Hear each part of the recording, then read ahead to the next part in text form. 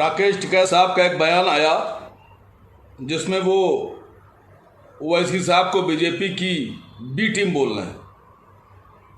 रहे हैं ओवैसी साहब को बीजेपी के चच्चा।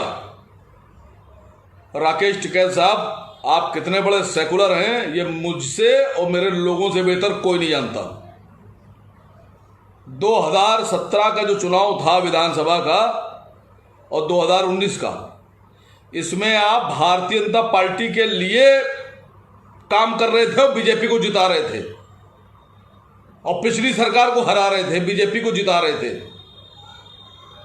आज भी मुझे यकीन है कि मुसलमानों के कंधों पर बैठकर आप अपनी राजनीतिक दूरी तय कर रहे हैं।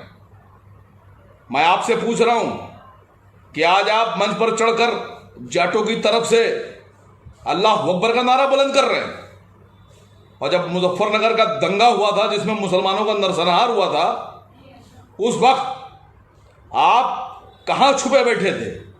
उस वक्त आपके लोग हर हर और जय श्री के नारों के साथ मुसलमानों का कत्लेआम कर रहे थे। कोई बयान आपका नहीं आया, कोई शांति अपील आपने नहीं की, और आज आपको बीजेपी बीओसी टीम यहां बयानबाजी कर रहे हैं।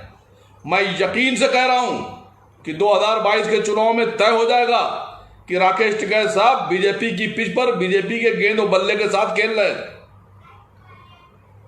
मुझे तो यह भी शक है कि 2022 के चुनाव में आप अपने कैंडिडेट अलग से उतार देंगे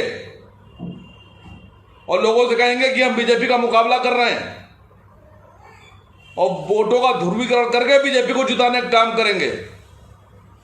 यह भी शक है मुझे कि अभी भी बीजेपी के लिए काम कर रहे हैं आप। किसानों को धोखा दे रहे हैं, मुसलमानों को धोखा दे रहे हैं, सबको धोखा दे रहे हैं आप अपने गिरेबान में झांकिए और झांकने के बाद ये बताइए कि आप असलियत में क्या हैं। बाकी तो 2022 तय कर देगा कि कौन किसका एजेंट।